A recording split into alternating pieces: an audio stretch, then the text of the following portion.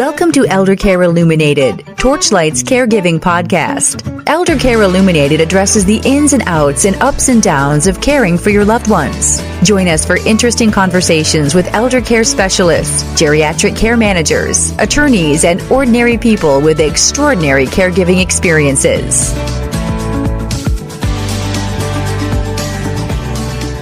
Hello again, and welcome to another episode of Eldercare Illuminated, brought to you by Torchlight.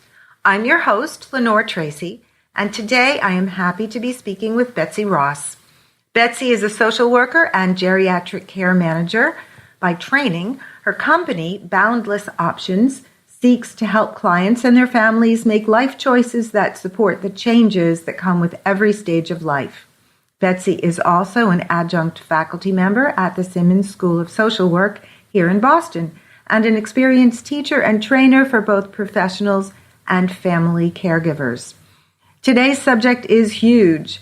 Torchlight users say it's one aspect of their number one concern, cognitive impairment. In today's episode, Betsy is going to talk about communication strategies for dealing effectively with a loved one who has dementia. Welcome, Betsy. Thank you, Lenore, and I'm happy to be here. This will be fun. Betsy, communication among families is often stressful under the best of circumstances.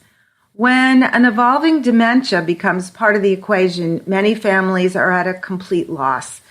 Can you start by giving us a brief overview of how communication capabilities change over the course of this horrible disease, like Alzheimer's? Yep, and it is horrible. I call it the audacity of Alzheimer's. It's awful. So that's a big question, Lenore, because you're asking to cover the course of the disease. And that's really hard because every person is different. And some people become abusive, aggressive, violent. Others get very sweet and docile. So it's really hard. But communication is important. And one of the things is when you communicate with someone with either cognitive impairment or dementia or Alzheimer's, you want to connect on an emotional level. When you connect with someone on an emotional level, you get them to feel calmer and to understand and to connect. Because the one thing that never goes away for anyone throughout the disease is emotions. What exactly do you mean by connect on an emotional level? When you try to talk to someone, you need to be positive and you need to make eye contact and get that person to trust you. So I'm going to back up a little because I want to start with when someone first starts to show signs. And I could give you a million examples of my own life and my own mother and also clients and residents who have lived in the buildings that I have run. At first, families don't recognize it. So mom comes home and she says, someone stole my diamond ring. Someone stole my diamond ring. It's gone. And I don't know who did it, but there's going to be trouble. Well, Mom, do you think that maybe you hid your diamond ring because you were afraid someone would steal it? No, it got stolen. Well, if you know this person, I had a mom who would hide things all the time because she was afraid people would steal her jewelry. And so she would forget, even before she had dementia, she would forget where she put it and eventually she'd find it. So knowing that about Mom and her looking for her diamond ring, I'm thinking, okay, she just forgot where she put it. But then the next day she says, I went to the supermarket. I couldn't find my way home. I got lost. Or you told me that Mary graduated from high school last week. Why wasn't I invited? And Mom was actually there. That's frightening. Right. So what do you do and what are you thinking? As a family member, you're thinking, Mom's just being her crazy self. Because most people are in denial because it's too hard to accept, which it's very difficult. I understand. And most people are probably saying, no, you were there. Right. Mary graduated. Exactly. You were there. What are you talking about? Exactly. So your natural reaction is to say, Mom, you were there. Look we have a picture of you and Mary with her in her cap and gown. I don't know what you're talking about. I wasn't there. Or when was this? So what happens is the family starts to argue and to try to make reason and to try to make them remember because they don't want to think what this could be. So the first thing I teach families is forget about the word reason or rational because what you do is you end up in an argument. Correct? So you end up in an argument because they're not going to remember. And they might remember later, but they're not. And saying, don't you remember, is the wrong thing to say. Probably makes them angry. And shame. Do you think, I've actually never asked this question, when somebody is in the beginning of Alzheimer's or dementia, what is their awareness of the deficit? It's a good question.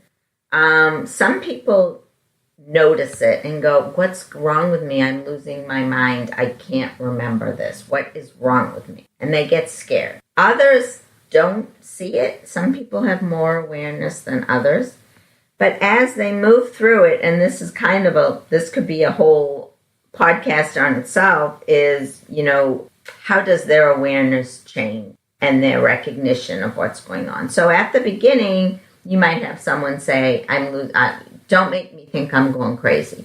Don't make me think I'm going crazy. You're trying to make me think I'm going crazy. And so there's no awareness that maybe there's really something wrong, but it's fear. And then there becomes a point where they start to see it is going wrong. And they will say, I can't stand this. I can't stand this. This is awful. And there's an awareness. And so that brings up shame, embarrassment. They begin to isolate. And the fear is overpowering. If you're, I don't know if it's lucky or unlucky enough for your loved one to actually, if he or she actually expresses, I know something's wrong, it's painful and it's horrible and I'm scared, what do you say at that point?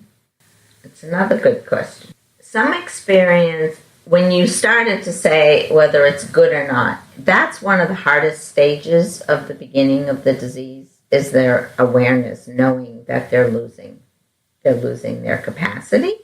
And so you have to say, yeah, Mom, we're in this with you. We get it. We're scared with you. We're here for you. We will take care of you.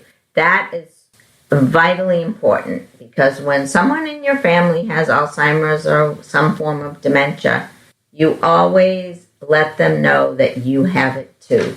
Have it in quotes, that you're there with them. You're in this disease with them, and you will be with them as long as it takes. That's hard. I imagine lots of weeping if your family is like that. And is able to share those kind of deep feelings. I was recently talking to somebody who had both parents alive, lucky enough to have both of their parents, and the one of the parents has the beginnings of Alzheimer's. It's been diagnosed, and the other parent doesn't accept it. So the parent with the diagnosis seems to accept it, but the spouse doesn't accept it and thinks that her husband is doing this on purpose.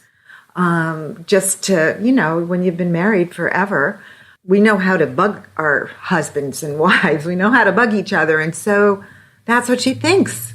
So then it's left to the kids to deal now with both parents, the one who has the issue, and then the other parent who can't accept the issue. Right.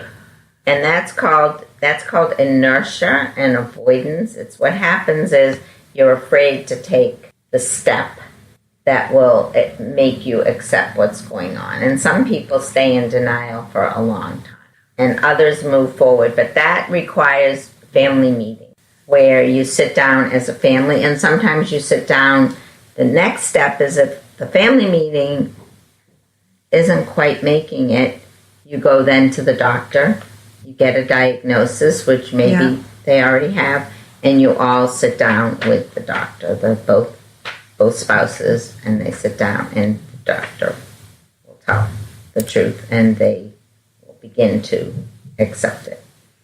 Or not accept it. Right. Or not accept. So I've told our listeners before, my mom is at the end stages of Alzheimer's, and I spent a lot of time at assisted living facilities where she lived before she came home to live with me, and had some good experiences, had some bad experiences. But I did notice that lots of families have no clue what to do. You've accepted the disease, or at least you've accepted it enough that you've decided your parent needs care, and they're in an assisted living facility, and you go to visit them.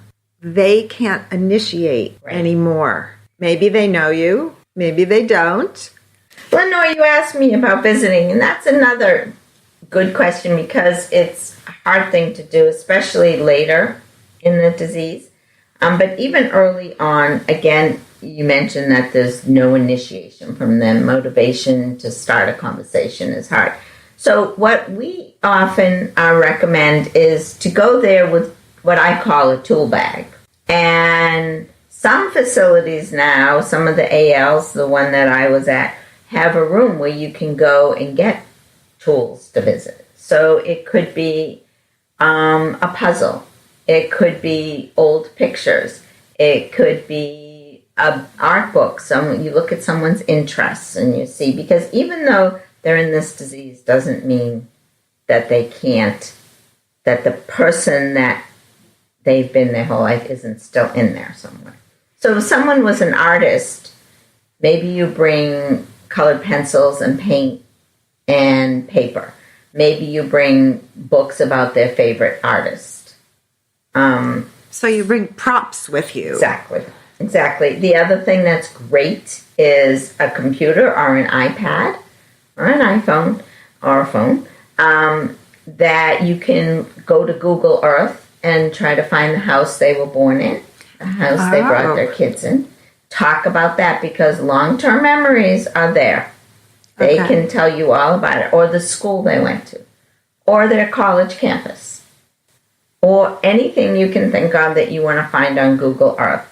The other are, there are actually programs for people with dementia there are computer programs.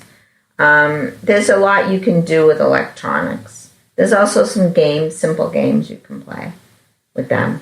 The other is electronic games, or even just maybe even tic-tac-toe for all you know. Any kind of, electronic games, word games, maybe short 3-letter words, things like that. It depends what stage they're at. But electronics is always good. The other is music. Singing. Bring your music that's on your phone. Give them some headphones, headphones, and let them listen to old music and see what that evokes. There's so many things. I've had people who didn't speak at all, and suddenly some music came on, and they hadn't spoken in months and start singing. Wow. Same with piano. Someone who played piano hasn't moved, doesn't do anything, and all of a sudden they sit down at the piano and they can play. That's pretty amazing. Always consider who the person is. Never forget that they have things that are still instilled inside of them. For the visitor, so you do that. I've seen sometimes families get really frustrated. So they're doing something, they've found an activity, but their parent is completely distracted because they've got an idea in their head. Either is it supper time, or they're expecting the bus or another sibling. So you've gone to visit, and they're asking about your brother, and they're asking over and over again, when is Gary coming? Is Gary coming? When is Gary coming? Over and over and over again. So And it's hard not to get frustrated It's very and hard. angry. What do you do with yourself in that situation? So you don't want to say, oh, for God's sake, Gary's not coming. Right. He lives in California and he's not coming. I wish he would come so that I didn't have to come visit you every week. Right. The frustration's hard. And so once you learn some of these techniques of communication, you can avoid that frustration. Because the first time you hear it, you're like, oh, now what do I do? And then as it repeats, you start to get frustrated. The best thing to do is use what we call fiblets. Okay. Fiblets are Gary's on his way, but don't forget he lives in California and the plane got delayed. Or I had a resident who had to get to the bus to Allentown, Pennsylvania, because her parents were waiting. And she would get extremely anxious and you couldn't break the cycle. Yeah. She'd be walking around, I got to get there. We're like, I just spoke to your parents. It turns out they're still at the supermarket buying dinner. And they have to cook it. So they're running a little late. So let's sit down and have a cup of tea and some crackers. And she's like, you spoke to them? Absolutely. Because we knew you were concerned. And so let's sit down and have some tea. And she does. And she forgets. That's what's going on. Sounds like that's hard to do. It actually becomes easier the more and more you do it. So Because the first lie is the hardest. they're not called lies. You Okay. see, there's the difference. We don't call them lies. Because the truth will provoke more pain and anxiety and negative emotions and fear. So, for instance, and I always use this story, my mom lived in a building that I was running that was 100% dementia, and my brother lives nearby, and he would visit her, and so one day my mother said to my brother, where's your father? I haven't seen him. Where's he been? And my brother looks at my mother, and my father died in 1975, so we're talking in the early 2000s, mid-2000s. And my brother looks at my mother and says, Mom, Dad's dead. And I looked at him and I thought I was going to kick, siblings. Sure. I told him he's an idiot and he needs to, get with the program. Now, we were lucky because my mom she just went, oh, other people or at other times that doesn't always happen. So what happens is the person gets re-traumatized around the death. And they start saying, what do you mean he died? How did he die? What do you mean he died? How can you say that? When was his funeral? And then the person gets worked up. And you have a negative emotion going on. You get agitated. They could get aggressive. They could start crying. Anything. So by telling a fiblet, you are actually being kind. Yeah, why would you want to put somebody through that again? Right. So my mother, when she would say to me, where's your father? And the answer I gave her was actually the truth. Daddy is a workaholic. He never would come home on time. He's just been working late. Oh, okay. Which made complete sense It did, to her, and she true. could move on. Right. Yeah. And then she moved on. So those are fiblets. Fiblets should be used as much as you need them without any guilt, because you are being kind by using a fiblet.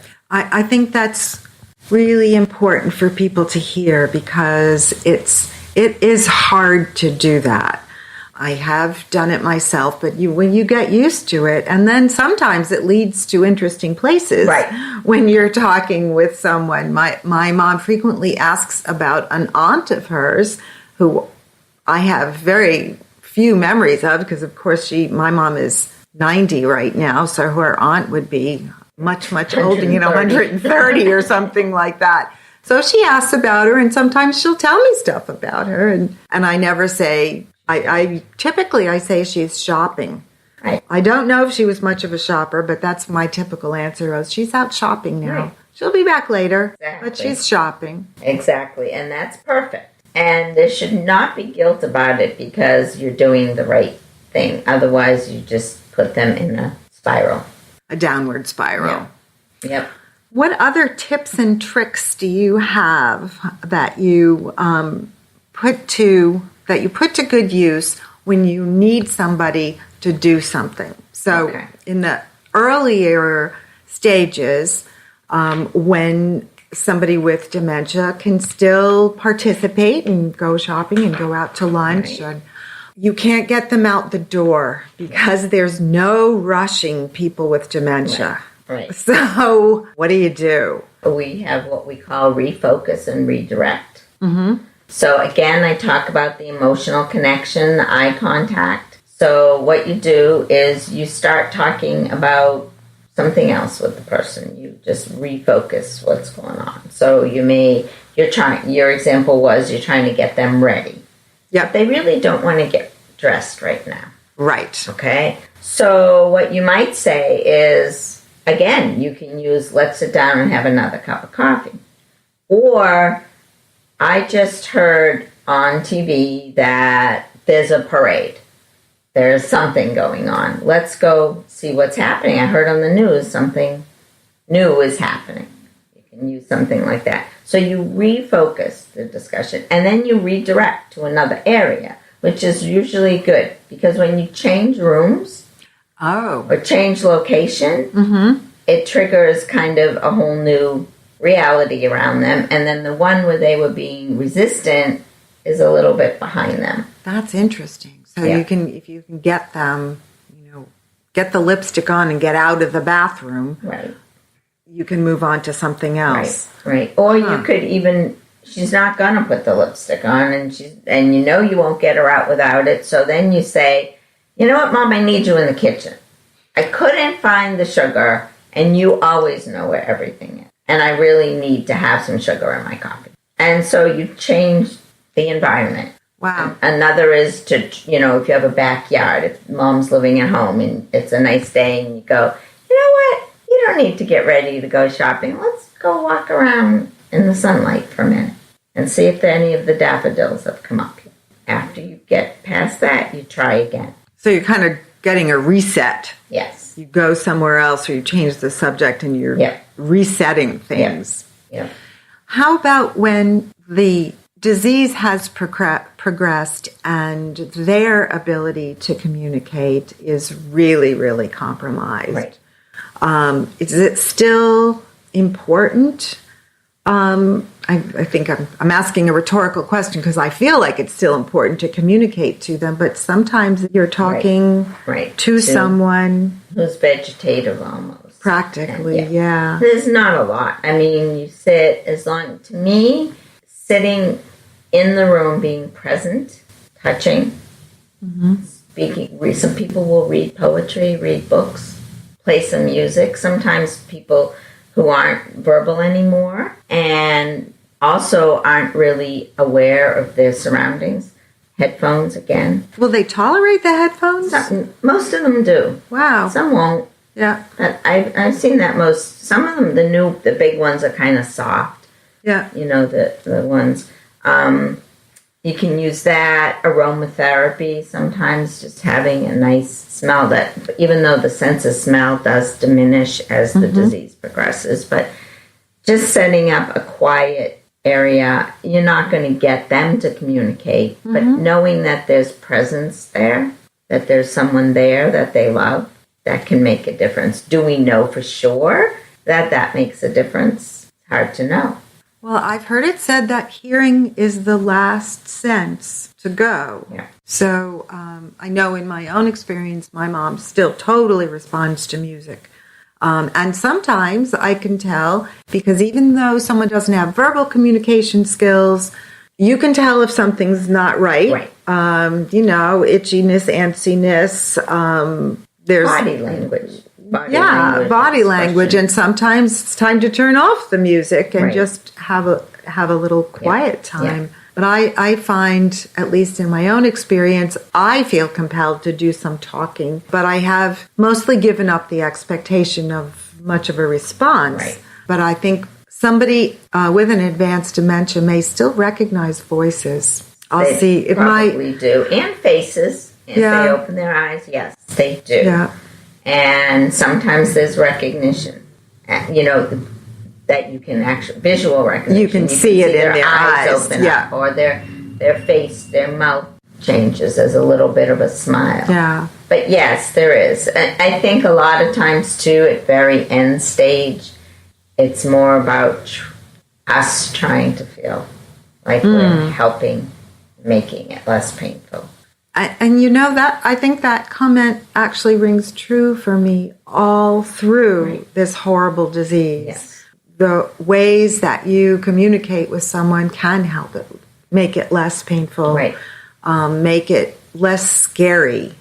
I think the pain of the scariness is a common feature with people with dementia, that being afraid is a significant kind of pain. Right. And one of the things about having dementia is think about what it would feel like if you woke up one morning or you walked out of your room and you had no idea where to go, who all these people are, if you're in an assisted living or whatever, what's going on. You don't know if it's morning, evening. You are scared to death. And I always tell the story of how the building that I was the executive director at, it was a building built just for Alzheimer's. So the neighborhood was set up so it was a continuous rectangle. No one, you could pace, and all the resident rooms were right off of common area. There was no getting lost room.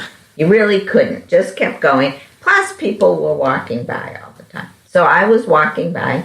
I was down on the floor, and I'm walking, and my mother just happens to be my mother. Could have been anyone else. Comes out of her room as I'm walking by and starts crying. And is crying. And she's in her nightgown, and she's confused, and she's saying, I don't know where I'm supposed to go. I don't know. This is horrible. There's the awareness you were talking about earlier on. Scared to death. And lucky that it was, I shouldn't say lucky because anyone would have helped her, but it was my mom. And I was able to say, Mom, you're okay. Yeah. Let's go help you get dressed. Let's go have some breakfast. But that moment of fear, so that fear is there a lot. To open your eyes and not know who's around you, not know where you are. And that's why when people who have dementia move into an assisted living or go to the hospital and come back, any change in environment is confusing and scary, and they can't make sense of it.